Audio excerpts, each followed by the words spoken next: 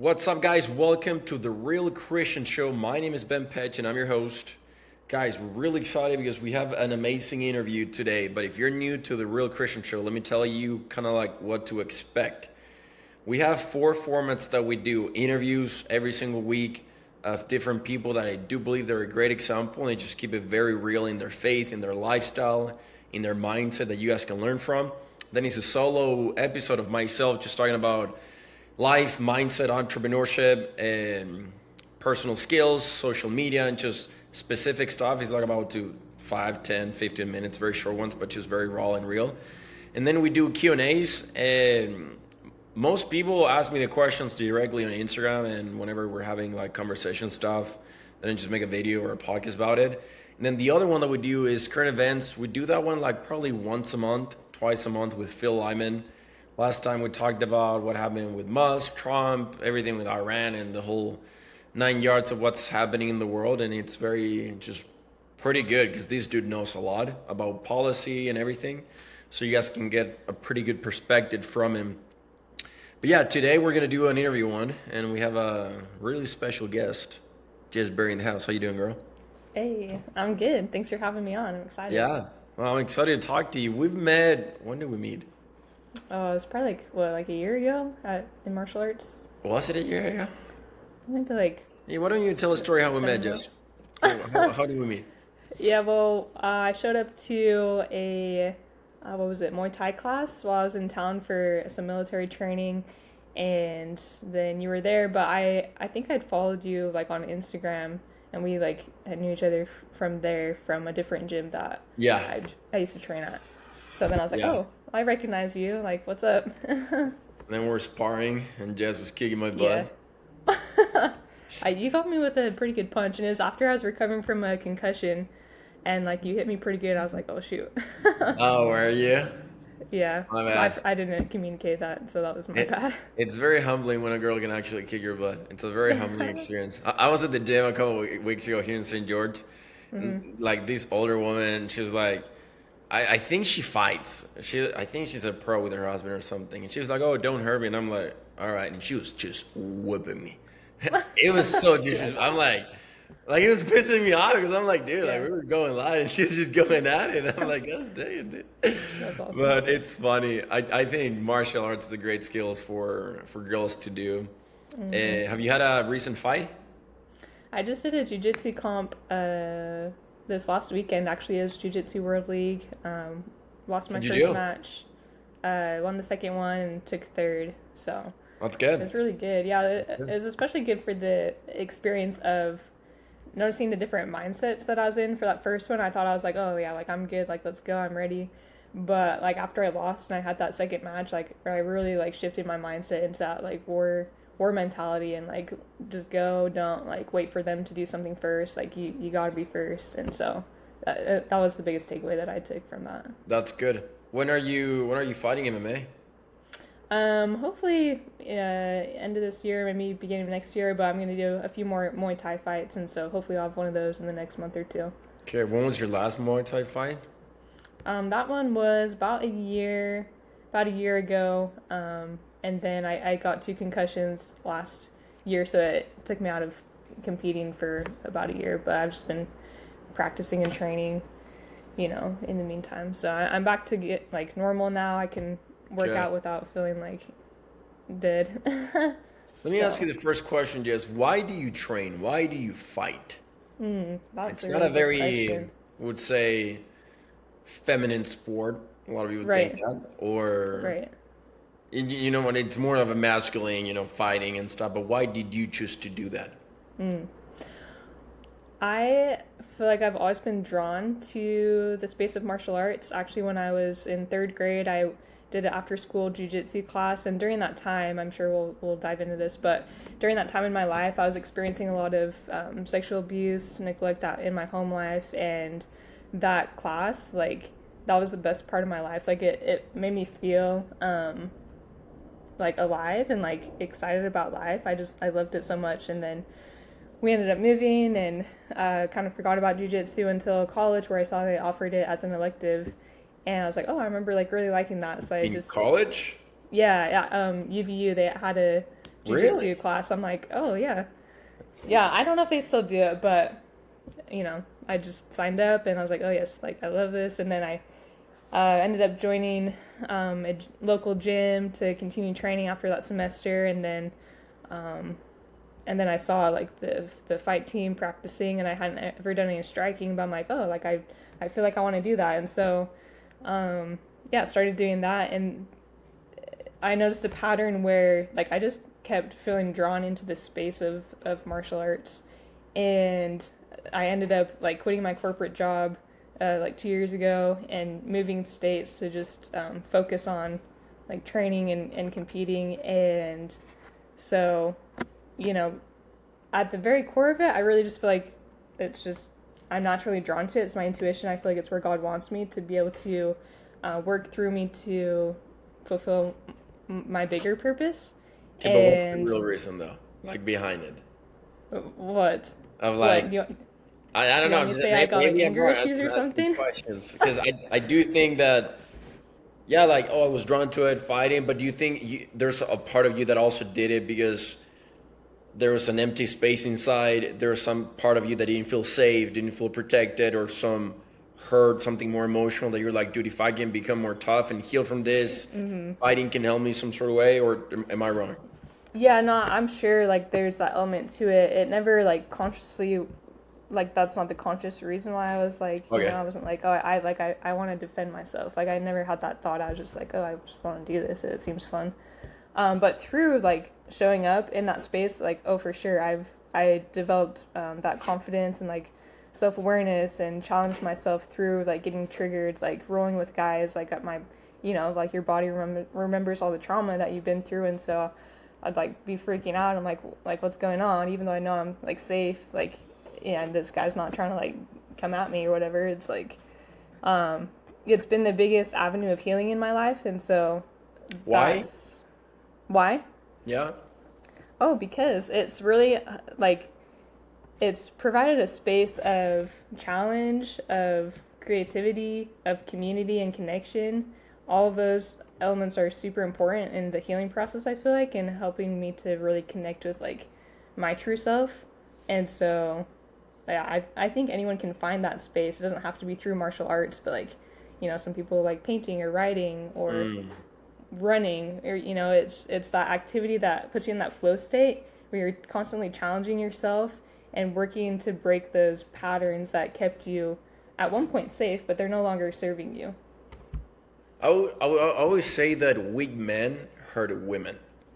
And in the MMA space, like fighting stuff, you find a lot of just real raw guys that are just strong fighting. They're just one of the chillest Yeah. dudes that you can find in the universe.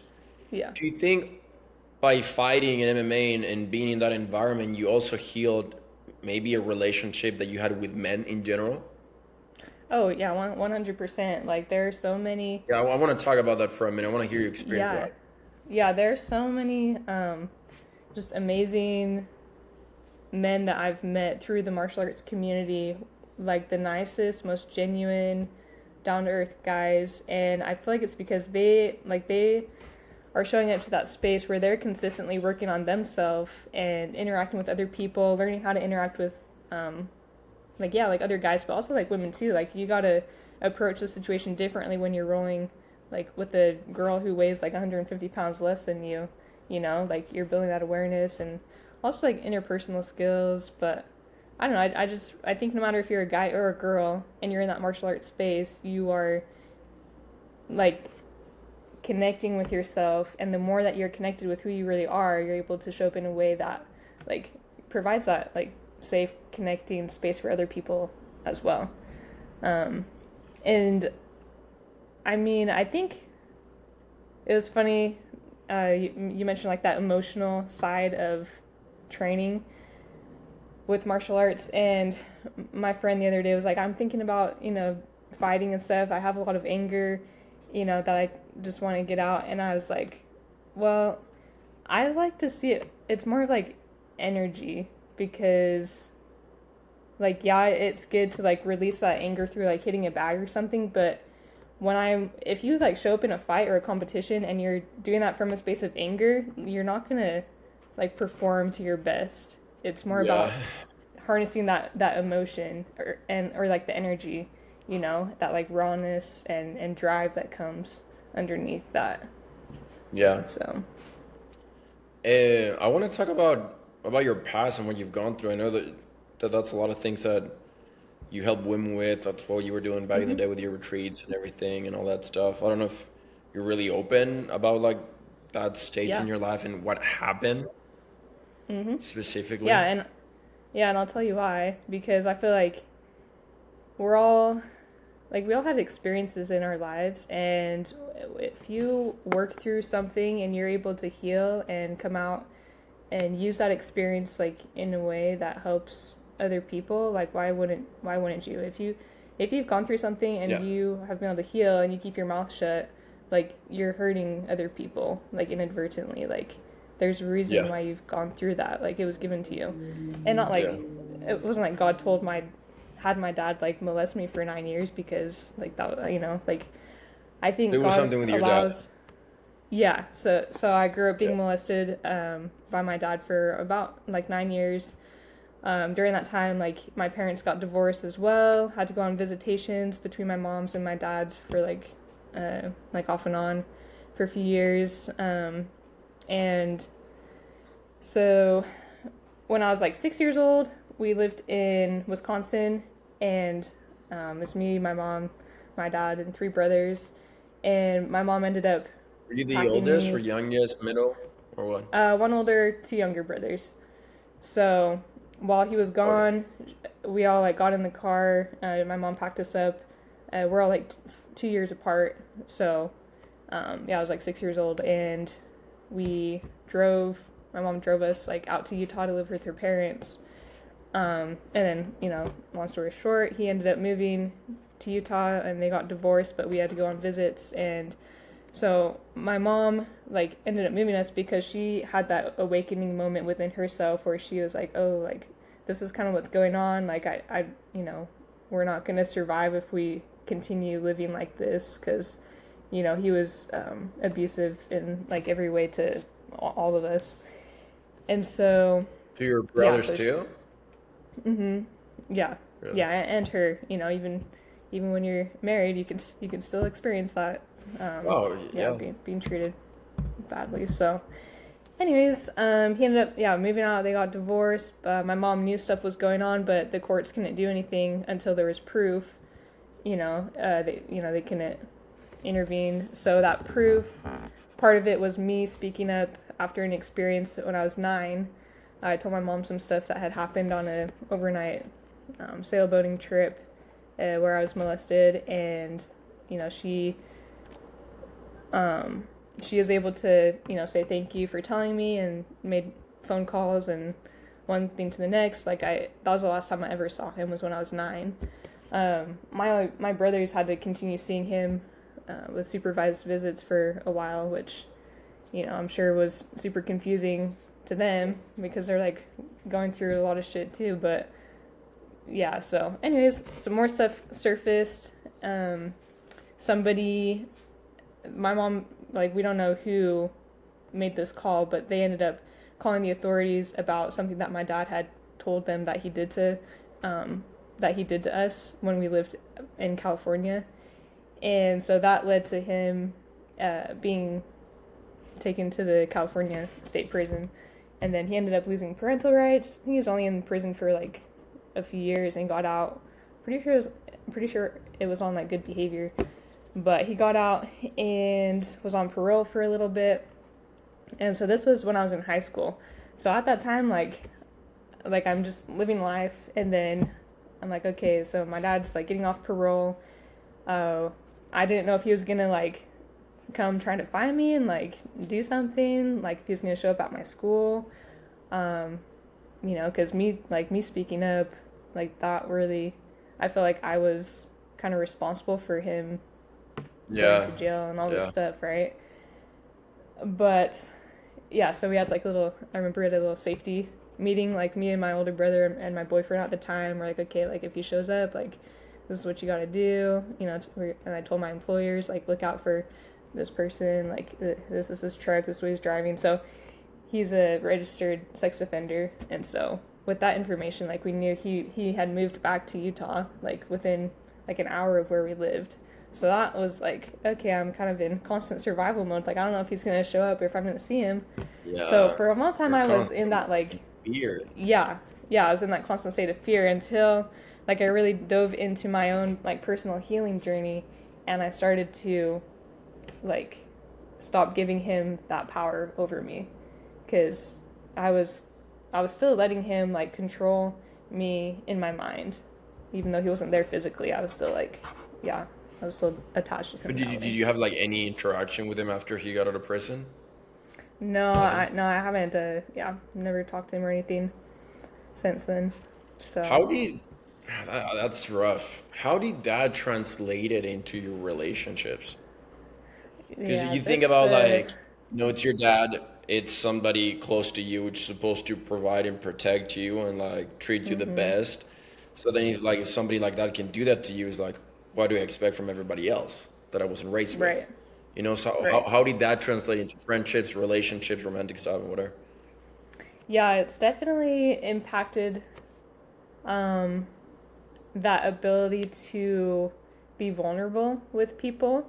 I mean, especially growing up, like that's something that I've definitely worked on. But I mean, for example, when I was younger and I'd be hanging out with a friend or something, and I was what, like maybe junior high age, and if it was just like their dad that was available to drive me home after, like I would, like I was like I did not want to just be alone with an adult male. Like I did not feel safe. Um, And so, like, I'd have to, like, have my friend there, even though, like, you know, I had interacted with them, like, their father, I was still, like, there's a super, like, distrust between male Which figures in my is life. completely justifiable, yeah. Oh, yeah, yeah.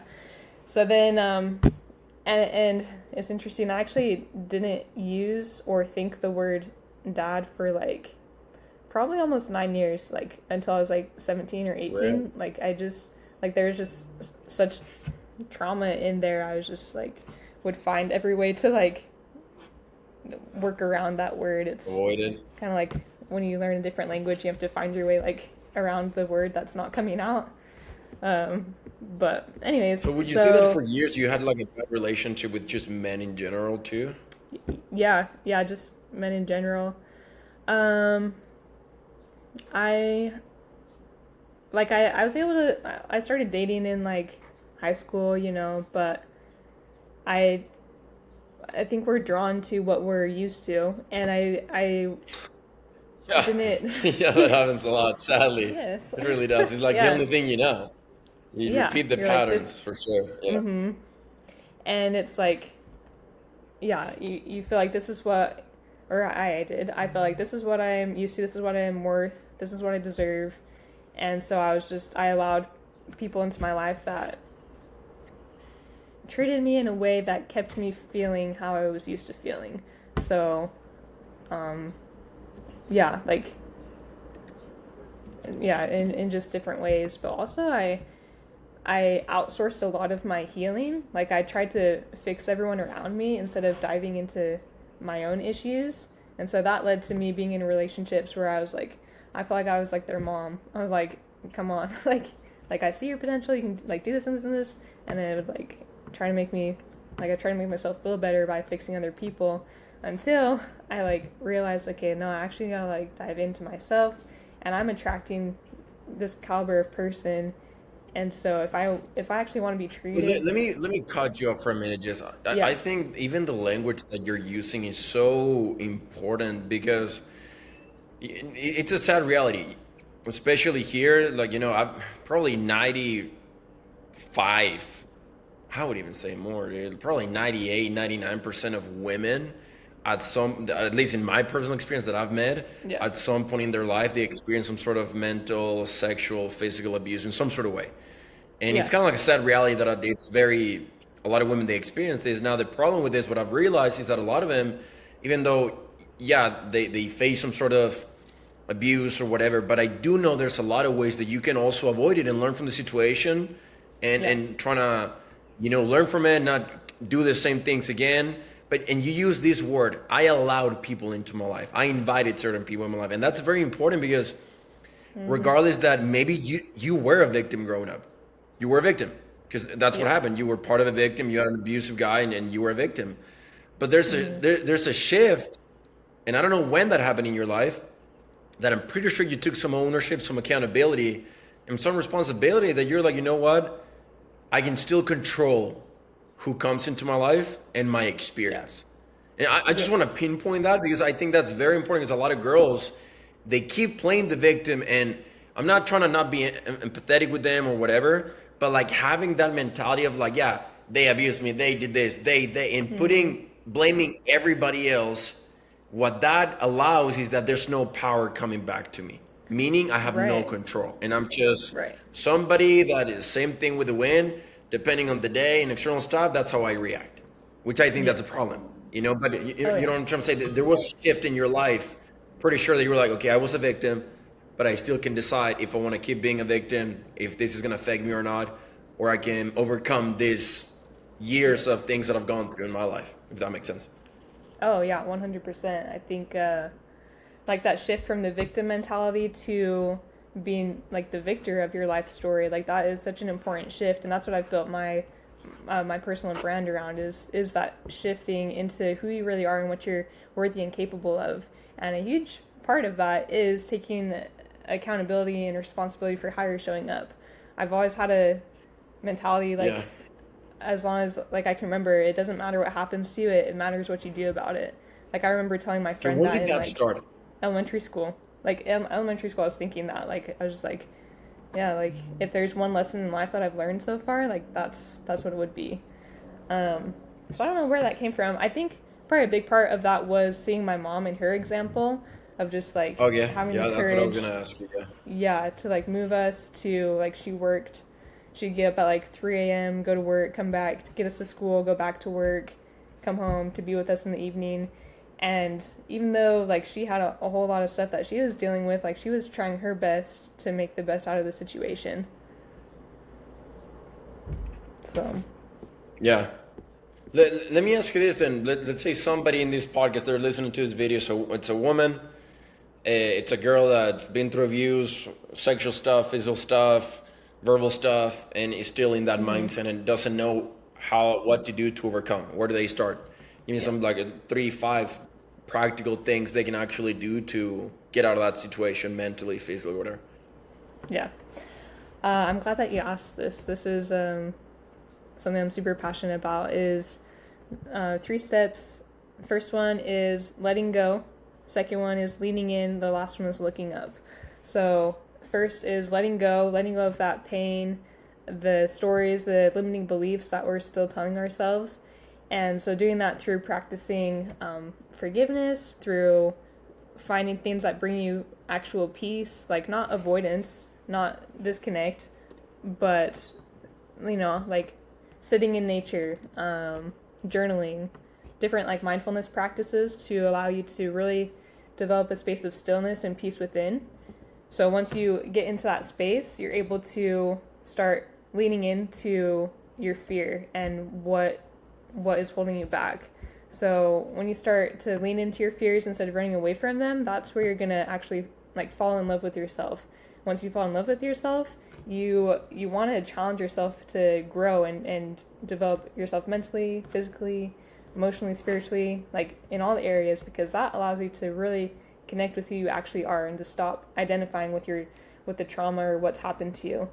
And so that's a really empowering space that allows you to continue moving forward, to look up, and that looks like looking up to God, looking at the source of divinity that is within you as well, recognizing that there's other people in your life that are waiting for you to like speak up and share your voice and your story and what you've learned through overcoming adversity in your own life. And the more you're able to like share that through your gifts and talents, and it's a very healing and empowering space because you're helping yourself, but you're also like you're helping others in their journey too. And I think that's a huge part of purpose. Like if you are pursuing a purpose that only has to do with you, like that's probably not your actual like purpose. Like we're on this earth with other people for a reason. And so like when your purpose is connected to someone and something bigger than you, that's where you're gonna actually feel fulfilled in life.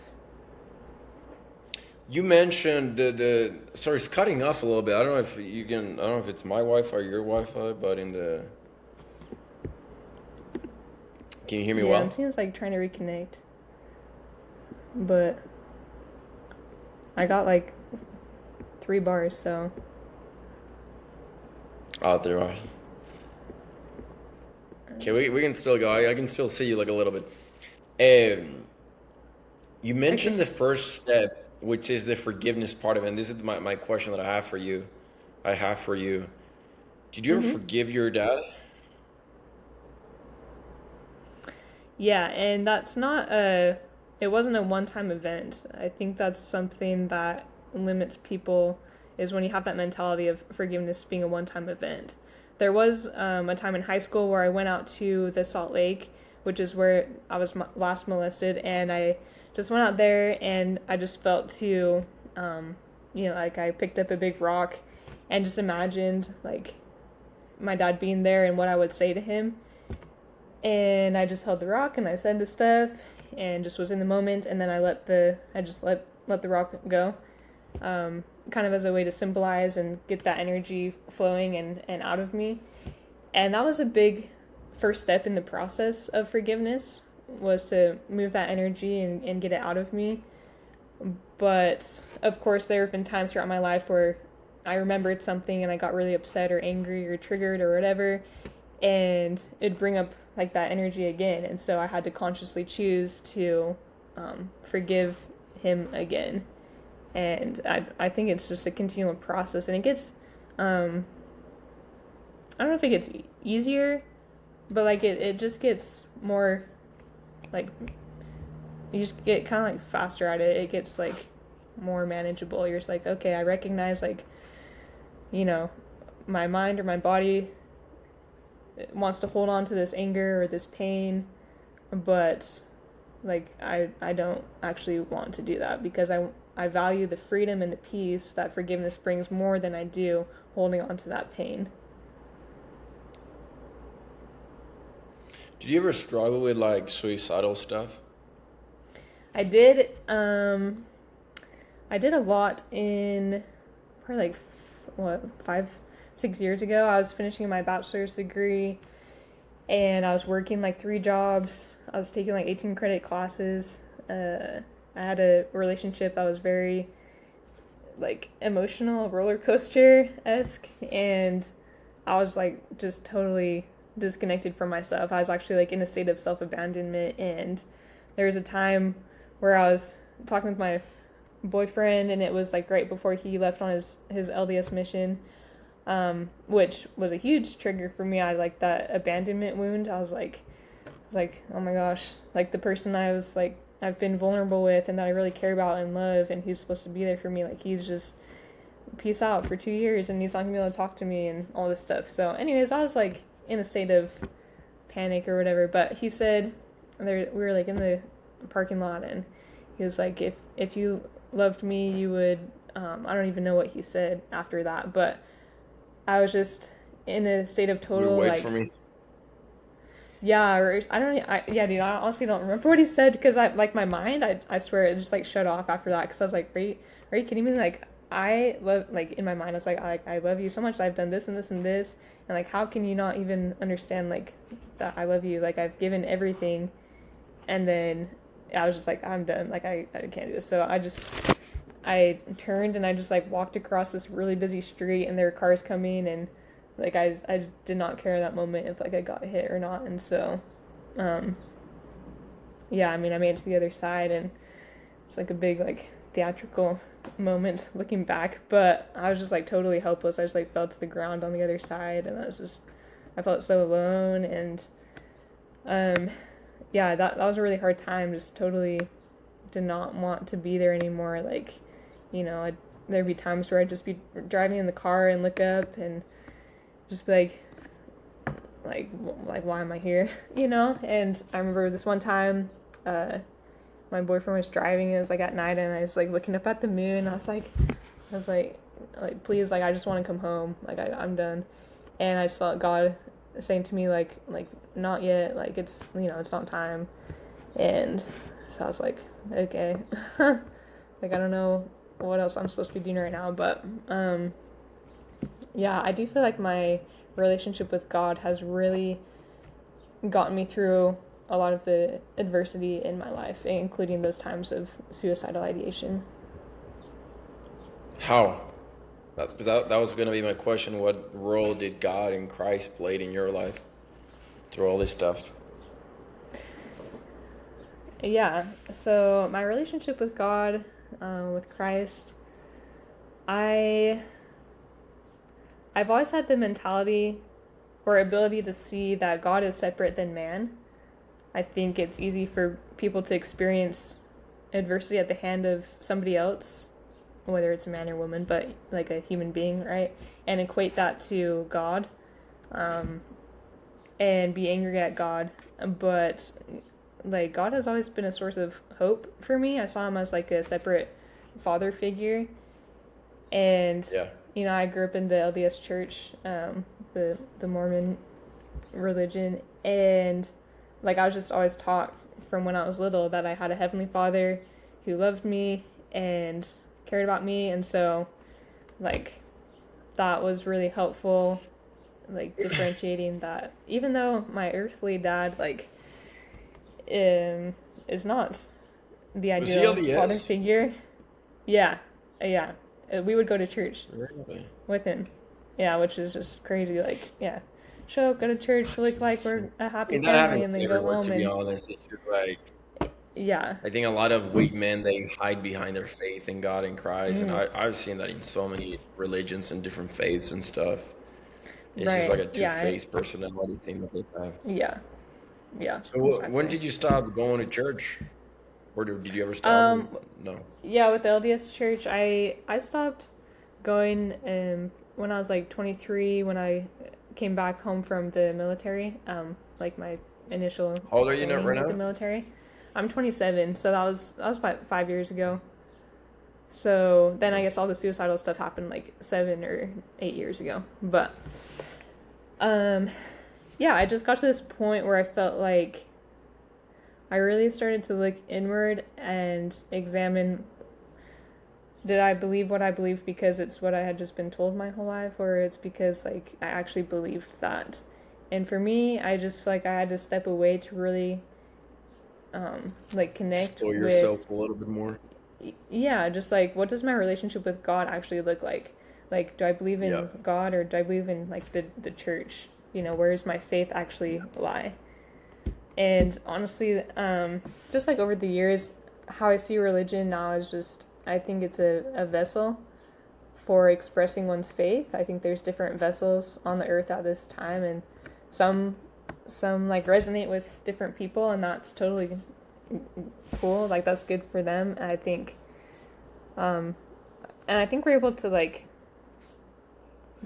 find ourselves in different vessels like throughout life. Like I've gone to different kinds of churches at different times, and um, yeah, just for me, like I work to be open to putting myself in spaces where I feel most connected with God and that source of like divinity.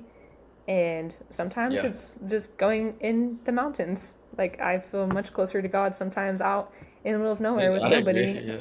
you know? And so it's just, yeah, I think I think God is very personable, and if He really is like our Father in heaven, like not every child is the same, and I think He just like is there to love us like unconditionally and allow us to figure things out along the journey, and He's gonna be there Yeah. no matter what.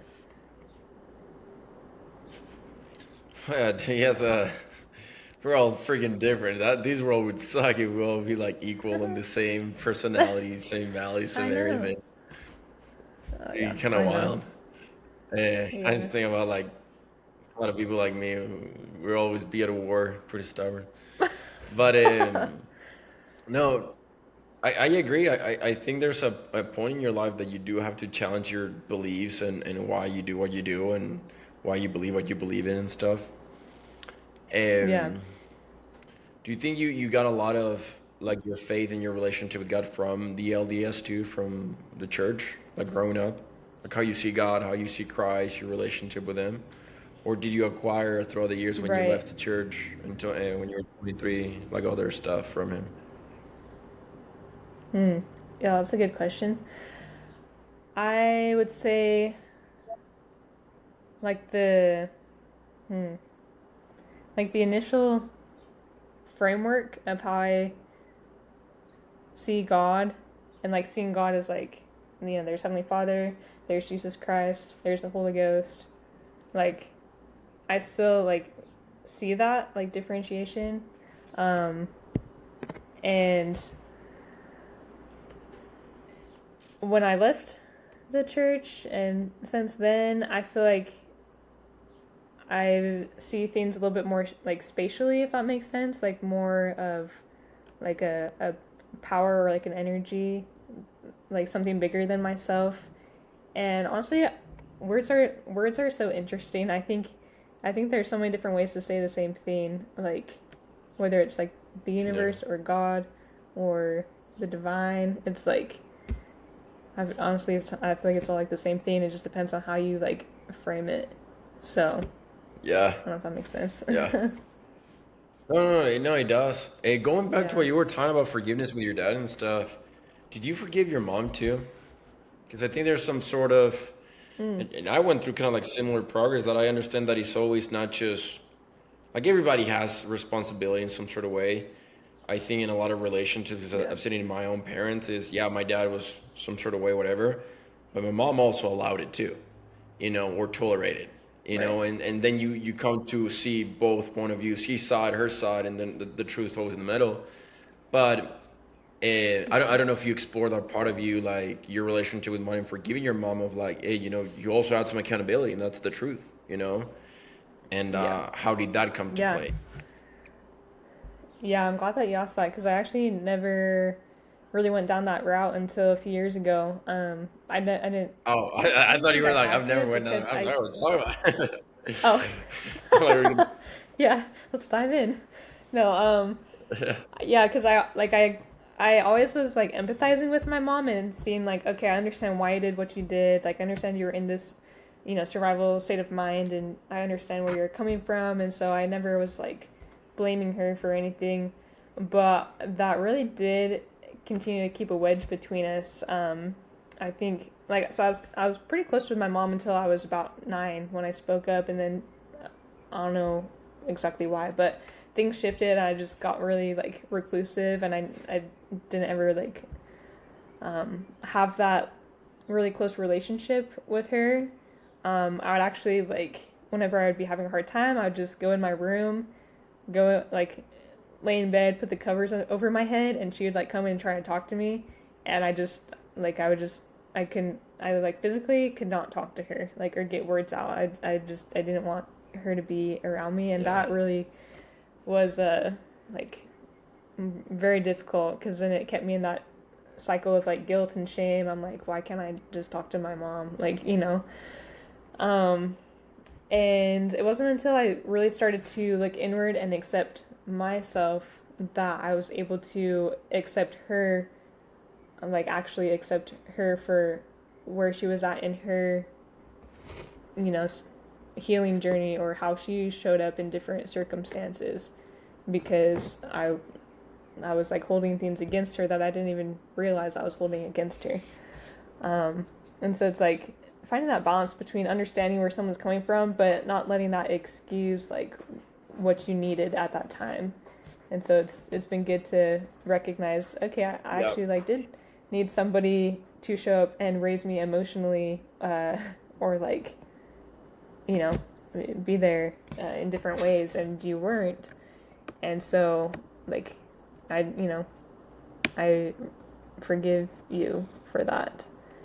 And it's yeah, very yeah, interesting because you see, and this is something that I've understood with just humans in general. I'm pretty sure your dad's side, okay, he had those behaviors, but he didn't learn those behaviors from nobody. right, I'm willing to bet that his dad had a lot to do with it. Yeah. Pretty sure, there's a Yeah, he lot of experienced. things that go into DNA, his example, environment, and then he copied the same patterns because he never did the internal work. And I'm willing to bet also on the other side that your mom, something, her parents had something to do with it. Maybe that's what she saw, it's normalized, whatever. And then now they find themselves together and then they start having a family. And it's very interesting how men and women, we cope in different ways. I've seen that men are way more committing in that regard when they're gonna actually do bad things to people, treat them bad, abuse, things you can actually tangible see. Sexual stuff, physical stuff, say certain words, have certain behaviors, you can see those things. They're commission behaviors in a way, committing certain things. And it's very interesting because I've seen, and I'm just talking in a general rule, there's always exceptions to the rule, but I've also seen in women that the way, instead of like doing like yelling and treating you bad, they're not going to do that. So what they do, instead of committing certain things, they're more on the omission part of it. They allow certain things, they stop doing certain things. Oh shoot, we lost her. Oh wait, she's back. Jess, can you hear me? It's funny about the internet. Well, you guys are gonna see me sparring now. Look at this moves. Guys, everybody that's watching this video, you should train. It's the best thing ever. I wanted to train this morning. It's actually pretty good. Hey, I got some good sparring rounds. Got some good energy. If you're a guy and you're not fighting, dude, or you're not good with guns, that's a problem. Now, if you're a girl, you're excused. But if you're a guy, you should definitely do it. All right, we're going to wait for Jess for the next couple of seconds. We're having some technicality issues. While we wait for that, guys, we're having a freaking good conversation with Jess. This has actually been phenomenal. If you guys are not sharing this episode, there's something wrong with you. In fact, you guys should share every episode that we do. The interviews are freaking bangers. So if you haven't seen the other episodes that we've done, go and watch them.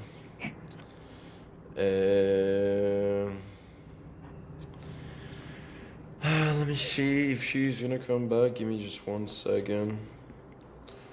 Bear with us, guys. Just call her real quick. That might be faster.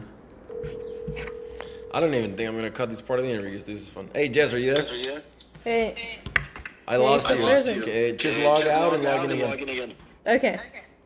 All right, bet. I'm still here. I think it's just your Wi-Fi. Okay. All right, Yeah, bet. That's it. Okay. All right, she's coming back. Now, everybody watching this, now you're stuck with me. Just kidding. We're having a banger episode. No, but what I was saying, guys, is that women and men, we do cope in way different ways. I would say guys are way more committing stuff, bad things, and women, they're more allowing, tolerating, omission, part of it. And I do believe both things are wrong, to be completely honest with you. Yeah, on the guy's side, you can actually see it, so you recognize it's bad. There's a lot of pain involved with it. But with the women part of it, it just takes longer to notice, but it still hurts you. Not allowing certain behaviors is going to hurt your children.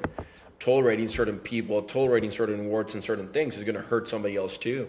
So I think both are equally important. I would say even the commission part of it, it's easier to notice the difference because there's a lot of pain and emotion related to it. The omission, it just takes longer to notice. But I think they're equally dangerous in that regard. Okay, going back to it, I do think guys, they cope with that, like committing bad, like you can see it, like right or wrong. With women, there's more of an omission part of it. They allow more things, they tolerate certain things, and there's not a lot of pain involved with it, but it's still, allowing and tolerating certain behaviors is still going to damage someone.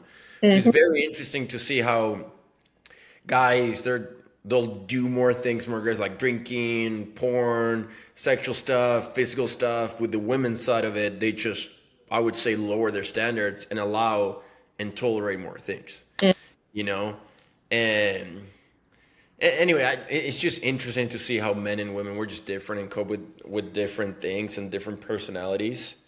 But I think both are, I've seen it in my parents, I've seen it in multiple other people too, in my own personal life. It's just how we're kind of wired. And there's obviously exceptions to it. Maybe you're going to find women at some point when they're just drinking and going wild and freaking jerks, and the guy's more submissive and allowing, tolerating. So you Right. seem like the opposites, kind of like flip. Yeah. But it seems that's kind of like what it was on your end too. Yeah, and it wasn't until like I mean, there's been many moments where I can think back on a moment of declaration where I was just sitting with myself and, was um, channeling that energy, whether it was like anger or sadness or whatever, and I made that conscious choice, like, okay, I'm done being treated like this. I'm done allowing this in my life, and this is what I want instead. Here's what I need to do to start implementing that. And like without those moments, like I'd still be back in Triggerland with all my Really? yeah, that's what I call it. Do you still? Dude. I'm so glad you use humor for this because I'm the same way. I think humor is such a powerful tool to cope with bad stuff that's ever happened to you, Yeah. and just laugh about it, you know. But are you still in Triggerland or no more? Not as only no. No. No more. No. Okay, that's good. That's good. Yeah. I had another question for you. Changing the topic more to women in general. Hmm. What do you think is one, could be one or two, three things, main things that women struggle Mm. mainly in society right now? Their um confidence and Okay, their let me worth. write them down and we're going to talk about it. Confidence, Okay. Yeah, confidence and self-worth. self-worth, those Yeah. two. Yeah, those are the two I'd focus on. Okay. Why? Um I think it's very easy to outsource our worth. We live Yeah. in a culture of like doing and like being and giving, and also freaking growing up. Maybe there's probably other religions that do this, but like, well, the activities that I did when I was growing up, and they weren't bad, but like there was such an emphasis on like giving of yourself, like serving, like, um, you know, yeah, just like showing up for other people. As a woman, like that's where I felt like my sense of worth was was in how much can I give to other people and what can I do for other people. And so, I mean, whether you grow up in a religion or not, like just the culture, I think in today's society supports that. But um, when you place your worth on an external action or somebody else, like their opinion or how they treat you or whatever, like you're just totally disconnected from your personal value. Like you have to take a step back and recognize like your value is inherently divine. Like it's within you. It doesn't come from anything outside of you. And so, however you, whatever you believe about your self worth, that's what you're going to attract into your life. If you believe you're deserving of being treated like X, Y, and Z, or you only deserve to feel unimportant, unlovable, uh, things like that. You're going to attract people and circumstances that will reflect that belief back to you. Yeah. Yeah. Freaking, yeah. I agree. I think it's like that principle of like, I always say is that you get whatever you tolerate in life. But again, your level of tolerance is in direct correlation to how much you think you should have, your worth, your confidence. Because if I value myself so high, I'm not going to tolerate certain behaviors. I'm like, F you, dude. Like, screw you, get out of my life. But Yeah. if my self confidence and self worth is very low, I'm going to tolerate a lot of bad behaviors, bad people, bad energy, bad influences just because Mhm. I don't think I'm worth something better. So Yeah. I agree. Yeah. How do you find then your worth? How do I find my worth? How did you find your worth? How do I find my worth? Um, I find it in honestly like that sense of the divine, like when I'm connected with like that space of stillness and like God, yeah, meaning, or yeah. I mean, I'd say God, like just understanding like who I am, like when I'm remembering like who I actually am, like my true identity, not identifying with like my accomplishments or what I'm doing or who's in my life or whatever. Like when I'm actually connected with my true identity, um, that's where I feel like that's where my like I feel my worth there, and I recognize the value that I have, just as who I am. One of my friends broke it down as like um, though like men bring a lot of uh, worth in like what they can do or provide, and for women, or like the feminine energy is more about being, and we all have like the masculine and feminine energy within us, and so like we all, it's important for each of us to be able to provide value through what we do and who we are. But for the feminine energy, like it's really about like your presence and like channeling your yeah, just like being. Because I've found like in so many situations where I do like have this urge to give to somebody, like, oh, like what can I do for you, and they're like literally just keep being you, like just show up with your energy, with your presence, like that's all that I need. And I'm like, oh, okay. you know Yeah. Have you had a hard time throughout your life or before being in tune or aligned with your feminine energy? Yes, so much. Right. From, I mean, growing up with all brothers, growing up with a mom who didn't really have that like opportunity to express her feminine energy, because what I've found and experienced in my own life is when you have that absence of a strong masculine energy as a woman, you almost have to like compensate for that by channeling more of your masculine energy to keep you safe. Like your mindset and everything is just on survival and keeping you safe. And you find that more in like the masculine energy. And so you don't, like, your feminine's not really fully able to express herself. So, um, anyways, the more that I have surrounded myself with healthy masculine figures and energy in my own life, then it's created this space where I feel more safe to allow that feminine energy to come out. That's great. Yeah. How long did that take? It's like about 20, probably 26 years. It's like, So, I mean, that's probably been one of the main focuses for me this last year is like, oh, like, what does it feel like to, wear a cute outfit and go out and not be self-conscious or like care what do you, other people think? do you still struggle with that? Um, Like, honestly? I know I'm checking in with myself to give you an honest answer. I think, yeah, sometimes I still struggle with it, but like I'm recognizing more and more like, oh, like I really do enjoy the feminine part of who I am, and that doesn't just come in like getting my nails done or like wearing a cute outfit, of course, but just like, yeah, just like that feminine Where energy. do you learn that from? Like, you didn't have it, your mom didn't give you like a good example of it or Yeah, whatever. So where'd you get it from? It's not something that you were born growing up, you were like rediscovering yourself for 26 years. yeah. You find, like influencers, you Mm, take like five girls that you like, and you're like, I'm gonna try to imitate. Like, how do yeah. you find that?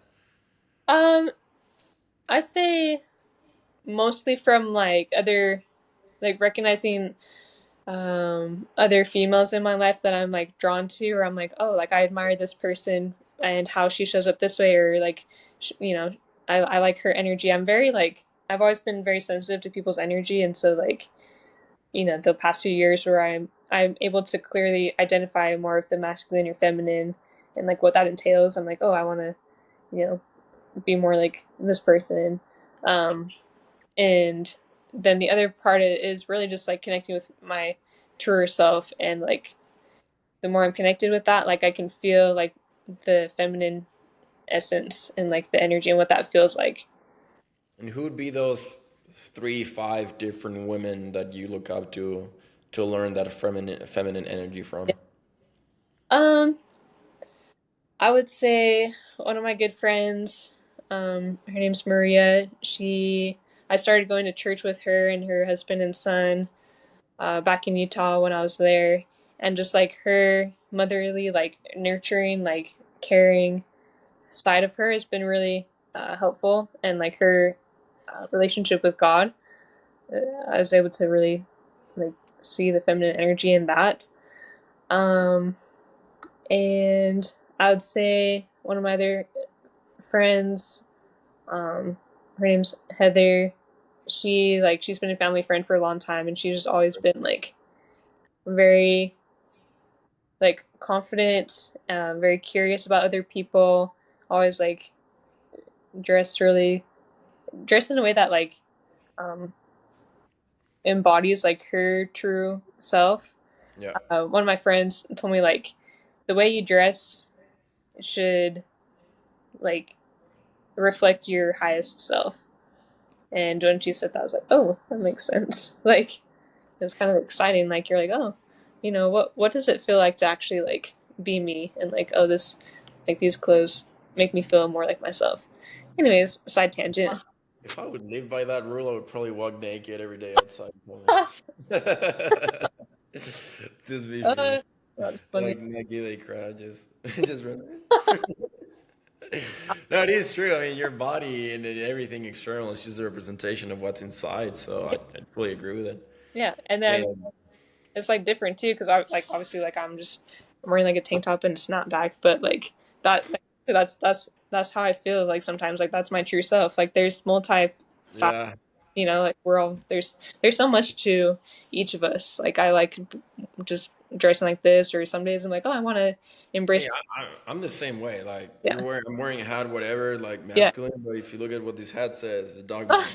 I'm pretty in tune with my feminine side. This is from my girlfriend, so I'm pretty in tune with that side of my area too. I have both. I think it's necessary. I think, for example, as a guy, yeah, most of my day time, whatever, I'm more in like freaking competition, getting stuff done, discipline, whatever. yeah, But when I'm with my close friends, family, I'm soft as a butter. Like I'm soft as a cloud. I'm like this yeah, happy, goofy guy, and yeah. I embrace it, And I think same thing with girls. There's different seasons, times of your life, and especially with the people you're with. With Mhm. like as a woman, you're most likely going to be more in like your nourishing part of it, doing this, doing that, and so there are going to be other parts in your life when you need that freaking in your face discipline, dark side, competitiveness that comes out. Yeah, I think you're going to be one more or the other, but I think right. learning how to you be both, Yeah, it's such an important part of the human experience, yeah, in and my personal Chilean yeah. opinion. Like So, I was just gonna add to wrap up like the other examples was just like I think you can take examples from literally like anyone that you interact with in life. Like I've worked at a wellness center, like a luxury like high end wellness center, and like all the women who came in were very like just like put together, like very beautiful. Um, and but at the same time with that, it's like you can never just like judge someone based on how they look because everyone has their own shit they're going through, no matter if they look like the most beautiful person in the world. But it's just like like just taking examples from different people, like there's different elements of feminine energy and just like different characteristics. And so being able to be around different people, um, yeah, it's been very helpful. Even like strangers, you're like, oh, like I like how this person did this. Like I want to be more like this. So, yeah, I agree. Freaking love that. yeah. Just wrapping it up, what would be your last message to the world right now? Mm, The last thing you wanna finish with? yeah, my last message. I would say, um, if you're like in a space where you're struggling, like that is probably exactly where you need to be. Like there's such a there's a bigger plan and purpose, and it's really difficult to see that when we're so zoomed in on one aspect of life. But the more you can really enter that space of stillness within, you're going to get more clarity from your intuition, from God, that inspiration, and also the more you're able to receive in your life and express gratitude for what you already have, like it's just going to open the doors to opportunity through other people and just random experiences that you're going to have. So don't limit yourself, like don't limit your future by holding on to your past. That's what I would say. Yeah. Freaking love that. I appreciate your time. Thank you for being vulnerable, open, and sharing your story with me and the people that are gonna listen to this video. I think there's a lot of nuggets and things that they can learn from. Yeah, And keep shining, girl. You got a lot of work to do, a lot of people to keep helping. thank you so much, Ben. I I'd appreciate love to see it and want to see some more fights and some it. more Yeah, knockout and stuff. no, it's coming. Yeah, we should train together. Are you coming to Yeah, Utah soon? yeah, I'll be there like the last part of July and first part of August, so we'll definitely link up. Yeah, hit me up. I'll be there. Let me see. I think in July, the end of July, I'm gonna be in Texas. Yeah. Or even Yeah. Most. driving through your area, actually. Yeah, whenever you're driving here, like, have you Yeah. ever trained at Fusion down here? No, I haven't been there yet, so Cool gym. Have gotta some check it out. killers down here. So, anyways, guys, thank you so much. And if you like this episode or want to hear more, drop some comments, questions in it. Share with your friends, post on your story. And thank you, Jess. We appreciate you. Take care. Yeah. Bye bye.